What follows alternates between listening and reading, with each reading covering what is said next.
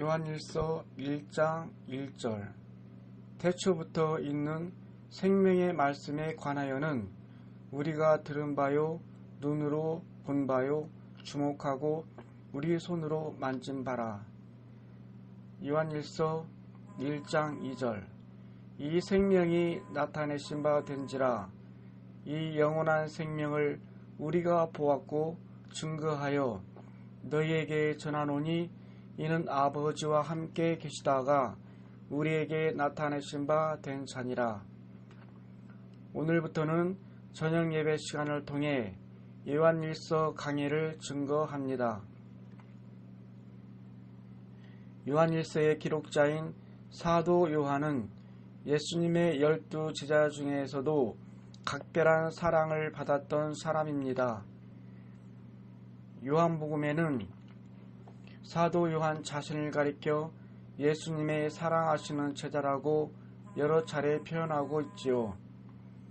예수님의 중요한 사역 현장에 늘 함께 있었고 예수님께서 십자가에서 운명하실 때도 요한은 끝까지 곁에 있었습니다.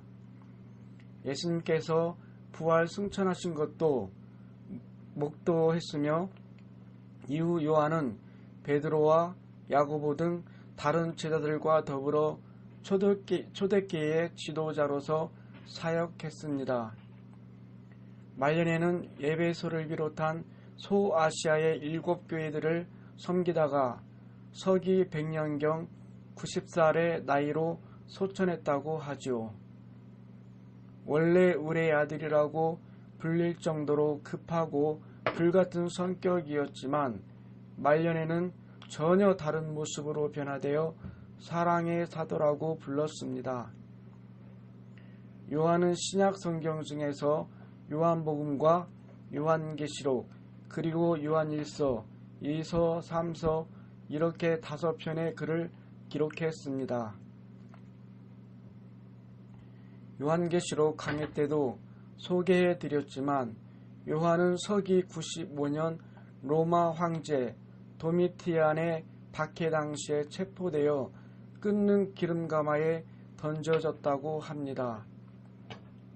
그러나 펄펄 끓는 기름가마에서도 전혀 해를 입지 않고 살아나오자 이번에는 반모섬으로 유배를 당했지요. 반모섬에 유배되었을 때 하나님과의 깊은 교통 속에서 기록한 것이 바로 요한계시록입니다. 요한일서의 정확한 기록 시기는 알 수 없지만 대체로 계시록보다는 앞선 시기인 서기 90년경으로 알려져 있지요. 요한일서에는 하나님의 아들 예수 그리스도에 대해 또한 성도들이 죄에서 떠나 살아야 할 것에 대해 반복적으로 기록되어 있습니다. 여러분이 요한일서의 기록 배경을 알면 이 내용을 양식 삼는데 더 도움이 될 것입니다. 당시 초대교회에는 미혹하는 세력들이 많았는데 특히 영지주의라는 사상에 영향을 받는 이단도 있었습니다. 그들은 자신들도 복음을 믿는 것처럼 하면서 너무나 잘못된 이론을 성도들에게 전파했지요. 예를 들면 예수님이 육신을 입고 이 땅에 오신 하나님의 아들이심을 인정하지 않았습니다. 십자가에서 죽으시고 부활하신 것도 부인했지요. 또한 하나님을 아는 지식만 있으면 도덕적으로 살지 않아도 된다 했습니다. 영혼과 육체는 별개의 것이므로 육체로는 방탕하게 죄를 지어도 영혼은 구원받을 수 있다고 주장했지요. 사도 요한은 이런 이단적인 주장들에 대하여 단호하게 반박하고 있습니다. 예수 그리스도는 창조주 하나님과 근본 하나이시며 하나님의 아들임을 선포합니다. 그러한 예수님이 이 땅에 육신을 입고 오셨고 십자가에 죽으셨다가 부활 승천하심으로 인류의 구세주가 되심을 밝히고 있지요. 또 우리가 이러한 주님을 믿으면 구원을 받지만 지식적인 믿음만으로 구원받는 것이 아니고 반드시 빛 가운데 행해야 함을 강조합니다. 바로 이런 내용들이 요한일서 전반에 걸쳐 반복적으로 설명되는 내용들이지요. 이는 여러분이 이 지단에서 항상 들었던 성결의 복음의 기반이 되는 말씀이기도 합니다. 요한일서 강의는 1985년과 86년에 걸쳐 저녁 예배 시간에 증거한 적이 있습니다. 당시에는 성도님들이 이 말씀을 들으면서 영적으로 깊이 있는 말씀인 것은 알았지만 마음으로 깨닫고 이뤄내지는 못했지요. 나름대로 이해한다고는 생각했겠지만 어렵게 느껴졌을 수도 있고요. 그러나 이제 믿음이 성장한 여러분은 듣는 대로 마음에 정립하며 즉시 양식 삼을 수 있을 것입니다. 여러분이 이 요한일서의 말씀을 여러분 자신에게 온 편지라고 생각하면서 읽고 또 묵상해 보시기 바랍니다. 그리고 마치 사도 요한의 음성을 직접 듣는 것처럼 감동으로 느껴보시기 바랍니다. 예수님과 함께한 행복한 시간들을 뒤로하고 초대교회 시대의 수많은 역경을 극복하는 동안 어느덧 요한은 80여 세가 되었습니다. 야고보, 안드레, 마태, 도마, 마침내 베드로에 이르기까지 주님의 기억을 서로 나눌 수 있고 서로 의지가 되었던 제자들이 하나하나 순교했다는 소식이 들려왔지요. 이제 홀로 남은 노 사도가 주님의 교회를 지키기 위해 이단의 교리에 맞서서 다시 한번 진리를 선포하고 있는 것입니다. 이 아름다운 말씀을 감동함으로 받아 속히 성결을 이루는 여러분이 되시기를 바랍니다. 온전한 빛 가운데로만 행하여 빛이신 하나님의 참 자녀로 인정받을 수 있기를 주님의 이름으로 축원합니다. 요한일서 1장 1절에서 4절은 요한일서의 전체 도입 부분입니다.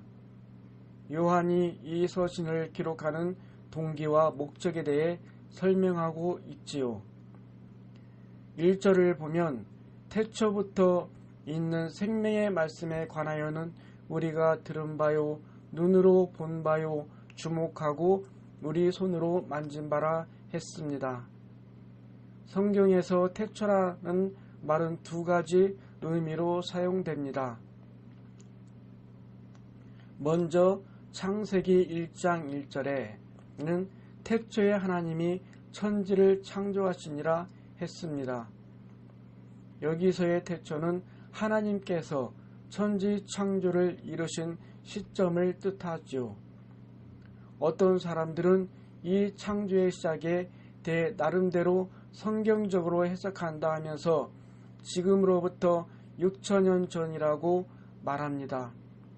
그러나 인간 경작의 세월이 6천년이라는 말은 천지를 창조한 때부터 마지막 때까지가 6천년이라는 말이 아닙니다. 이 6천년은 아담이 범죄함으로 에덴 동산에서 쫓겨나 이 땅에 내려온 때부터를 말하는 것이지요. 천지를 창조하신 때부터 아담이 범죄하는 시점까지는 사람의 개념으로는 헤아리기 어려운 무수한 시간이 경과했습니다. 그러나 아무리 오랜 시간 전이라 해도 분명히 시작이 있지요. 바로 이 창세기에 나오는 태초는 그 시점이 정해져 있는 유한한 태초입니다. 다음으로 요한복음 1장 1절에 태초의 말씀이 계시니라. 이 말씀이 하나님과 함께 계셨으니 이 말씀은 곧 하나님이시니라 했습니다. 여기서 태초는 천지 창조가 시작되기 전 시작도 끝도 없는 영의 시간 속에 영원 전의 어느 한 지점을 말합니다.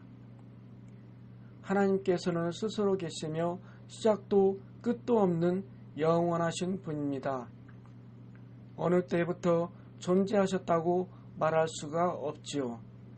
그러나 사람은 유한한 존재이고 그 유한한 사고 속에서는 영원이라는 개념을 이해하기가 어렵습니다.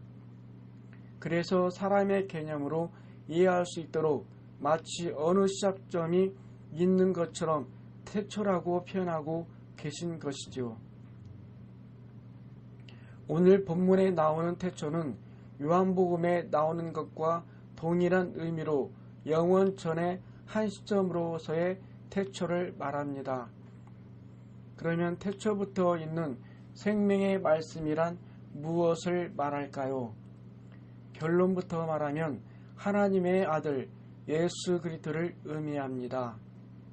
앞에서 요한복음 1장 1절에 태초에 계신 말씀이 곧 하나님이라고 하셨고 또 이 말씀이 하나님과 함께 계셨다 했습니다. 처음에는 말씀이 곧 하나님이라 했으니 하나님과 말씀이 하나인 것 같습니다. 그런데 그 다음에는 말씀이 하나님과 함께 계셨다고 하니 말씀과 하나님이 각각 다른 존재인 것 같죠. 육의 생각 속에서는 이해할 수가 없지만 이미 창세기 강의를 들으신 여러분은 쉽게 이해할 수 있을 것입니다. 이는 삼위일체 하나님에 대한 설명이지요. 성부 하나님으로부터 분리되신 성자 하나님, 곧 예수 그리스도는 성부 하나님과 근본이 하나요, 마음도 뜻도 하나입니다. 삼위일체 하나님의 분리에 대해서는 잠시 후 2절에서 다시 설명하겠습니다. 성부 하나님이 말씀이신 것처럼 성자 하나님도 그 본질은 말씀이지요. 요한복음 1장 14절에 말씀이 육신이 되어 우리 가운데 거하심에 우리가 그 영광을 보니 하나 아버지의 독생자의 영광이요 은혜와 진리가 충만하더라 했습니다. 말씀이신 하나님이 육신을 입고 이 땅에 오신 분이 바로 예수님이신 것입니다. 그러면 태초부터 계신 말씀, 곧 예수 그리스도를 왜 그냥 말씀이라 하지 않고 굳이 생명의 말씀이라고 표현합니까? 이는 바로 예수님께서 이 땅에 오신 것이 우리에게 영원한 생명을 주시기 위한 것임을 강조하려는 것입니다. 요한일서 5장 12절에 보면 아들이 있는 자에게는 생명이 있고 하나님의 아들이 없는 자에게는 생명이 없느니라 했습니다. 또 요한복음 14장 6절에는 예수께서 가라사대 내가 곧 길이요 진리요 생명이니 나로 말미암지 않고는 아버지께로 올 자가 없느니라 했습니다. 오직 예수 그리스도만이 우리에게 영원한 생명을 줄 수가 있지요. 왜 예수 그리스도만이 우리에게 생명을 주는지 또 어떻게 생명을 주는지는 차차 설명하도록 하겠습니다. 일단 여기서는 태초부터 계신 생명의 말씀이란 예수 그리스도라는 사실만 확실히 기억하시면 되겠습니다. 본문 1절을 다시 한번 보면 태초부터 있는 생명의 말씀에 관하여는 우리가 들은 바요, 눈으로 본 바요, 주목하고 우리 손으로 만진 바라 했습니다. 이 생명의 말씀에 대해 곧 예수 그리스도에 대해 우리가 듣고 보고 주목하고 손으로 만졌다 했습니다. 고 사도 요한을 비롯하여 수많은 제자들이 예수 그리스도의 증인이라는 말이지요. 제자들은 예수님으로부터 천국 복음을 직접 들었습니다. 예수님께서 하나님의 아들이심과 구세주이심도 들었습니다. 제자들만 따로 있을 때는 다른 사람들은 듣지 못한 더 깊은 영적인 말씀들도 예수님께 들을 수 있었고요. 영원 전부터 계신 하나님의 사랑에 대해서 또 천국과 영의 세계에 대해서 깊은 비밀들을 들었죠. 또 제자들은 예수님과 동행하면서 수많은 권능의 사역을 직접 보았고 십자가에서 죽으신 것과 부활 승천하신 것도 목도했습니다. 보았을 뿐 아니라 주목했다고 하는 것은 단지 보기만 하고 끝난 것이 아니라는 뜻입니다. 본 것이 마음에 새겨짐으로 변화될 수 있는 구원의 은혜를 입었다는 것을 나타내지요. 또 손으로 만진바라 한 것처럼 예수님의 사역을 직접 경험했습니다. 십자가에서 죽으신 주님께서 부활하셨을 때도 부활하신 주님의 몸을 직접 만져보기까지 했지요. 그러면 여러분은 어떠하십니까? 예수님의 제자들은 직접 보고 듣고 만졌지만 나는 보지 못하고 듣지 못했다 하시겠는지요? 그렇지 않습니다. 여러분도 들었고 보았고 만져보았죠. 만세전에 감추어진 구원의 도를 들었고 영원 전부터 계신 하나님과 영의 세계에 대해서도 너무나 자세히 듣고 배웠습니다.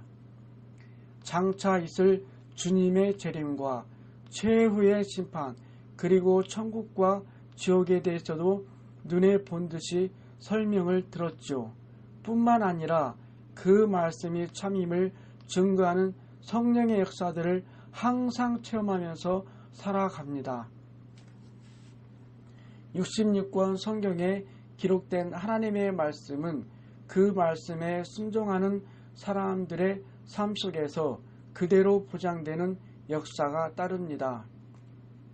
여러분이 말씀대로 행하여 영원히 잘된 만큼 모든 축복의 약속이 그대로 임하지요.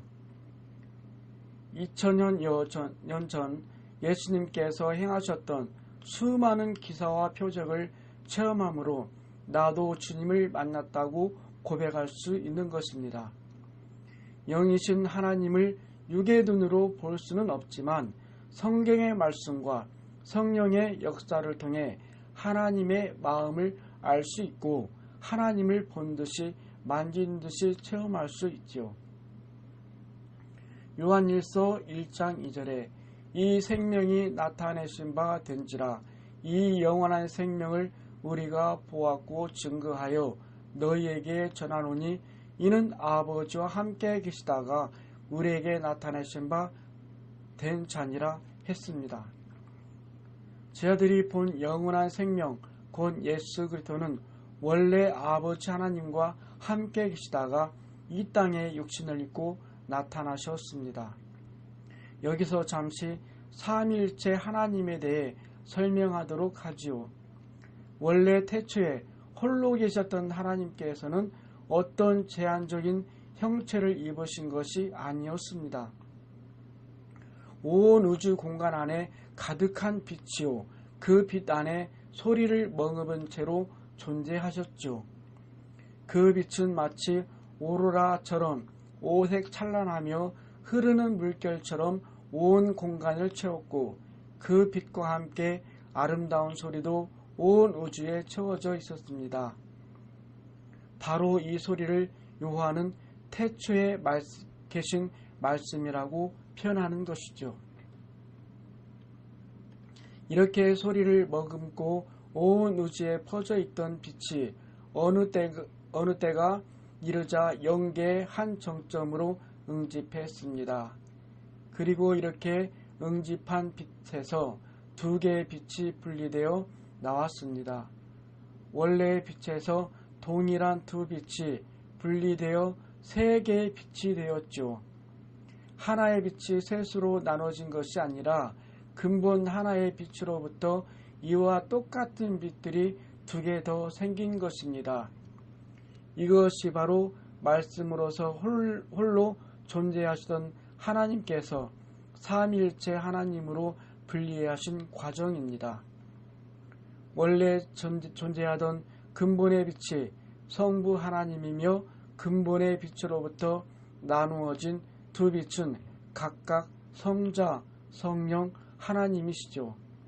이렇게 셋으로 나누어 빛은 우리 사람과 비슷한 형체를 입었습니다.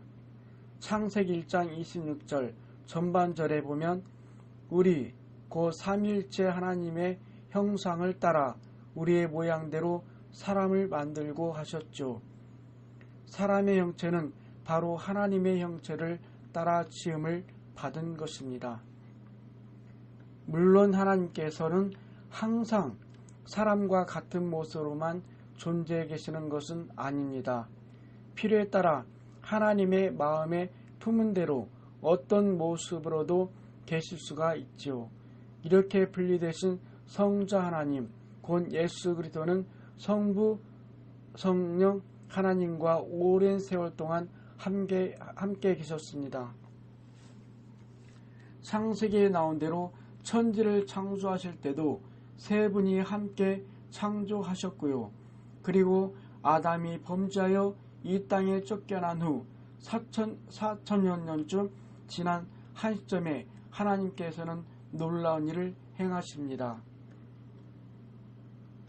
성자 하나님께서 동정녀 마리아의 몸에 성령으로 잉태되어 피조물인 사람의 육을 입고 이 땅에 태어나신 것입니다. 곧 요한복음 1장 14절에 기록한 대로 말씀이 육신이 되어 사람들 앞에 나타나셨죠. 이렇게 우리 앞에 나타나신 까닭은 우리에게 생명을 주시기 위해서라 했습니다. 잠시 있다가 사라지는 육의 생명이 아니라 영원한 생명을 주시려는 것이죠. 원래 아담의 후손인 모든 인류는 죄인입니다. 아담으로부터 물려받은 원죄가 있고 스스로 지은 자범죄가 있지요. 만약 누군가가 태어나서부터 전혀 죄를 짓지 않았다고 해도 여전히 원죄가 있으므로 죄인입니다. 영계의 법칙에 의하면 죄의 삭은 사망입니다. 이 사망이란 곧 영적인 사망으로 영원한 지옥의 형벌을 의미하지요. 죄로 인해 거룩하신 하나님을 만날 수도 없고 육의 수명이 끝나면 지옥에 떨어지는 것이 인류에게 정해진 운명이었습니다. 그런데 이 땅에 오신 예수님께서는 아무 죄도 없이 십자가를 지고 죽으심으로 우리의 죄를 대속해 주셨습니다. 죄 없으신 예수님께서 사망을 대신 당해 주셔서 우리는 사망을 당하지 않을 수 있는 것입니다. 주님께서 사망 권세를 깨뜨리고 부활하심으로 주를 믿는 우리도 영원한 생명을 얻게 되었죠. 근본에 홀로 계시던 하나님께서 삼위일체 하나님으로 분리하신 것은 바로 이 일을 감당하시기 위해서였습니다. 하나님께서는 처음 인간 경작을 계획하셨을 때 이미 아담이 범죄할 것도 아셨습니다. 아담과 그 후손들이 죄로 인해 사망으로 갈 것도 아셨고 그들 스스로의 힘으로는 속죄할 수도 없고 구원받을 수도 없다는 것도 아셨죠. 그래서 이 속죄의 역할을 친히 담당하시는 것이 성자 하나님으로 분리되신 목적이었습니다. 성령 하나님이 분리되신 까닭은 이 성자 하나님께서 이루신 십자가 구원의 도를 온전히 열매 맺기 위한 것이고요.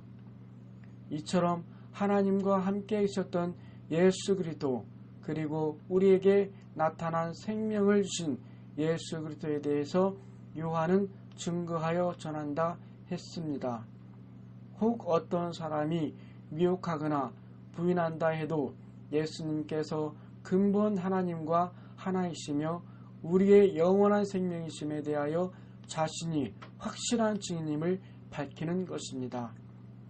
이어서 3절부터는 다음 시간에 증거하겠습니다. 사랑하는 성도 여러분, 오늘 증거한 이런 말씀들은 사실 창세기 강해를 들으신 여러분이라면 이미 들어본 내용입니다. 그러면 여러분은 이 말씀을 얼마나 마음 깊이 깨닫고 계시는지요? 온 우주 공간에 가득 존재하시던 영광의 하나님께서 인간 경작이라는 목적을 위해 삼위일체의 하나님으로 분리하셨습니다.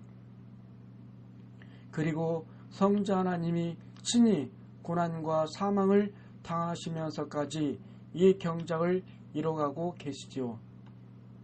경작의 목적은 하나님을 닮은 참된 자녀들을 얻는 것입니다. 빛이신 하나님을 닮아 하나님의 마음을 알고 서로 진실한 사랑을 주고받을 수 있는 자녀들을 얻는 것이죠.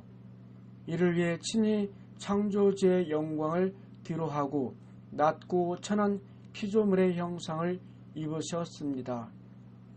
그 참혹한 십자가의 고난을 감당하셨고 지금까지 오랜 세월 동안 눈물과 인내로 여러분이 변화되기를 기다리고 계시지요.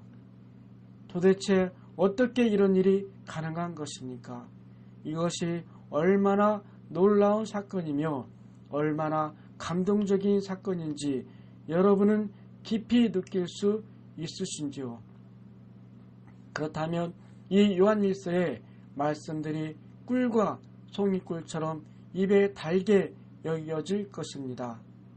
또한 하나님의 사랑에 보답하기 위해 어찌하든 성결의 열매로 나오고자 마음과 뜻과 정성을 다하게 되지요. 한 주간도 하나님의 마음을 더 깊이 묵상하며 이런 아버지의 사랑에 보답하는 마음으로 하루하루 거룩한 삶을 사시기 바랍니다. 그래서 하나님을 닮은 온전한 자녀들로 신속하게 변화되시기를 주님의 이름으로 축원합니다.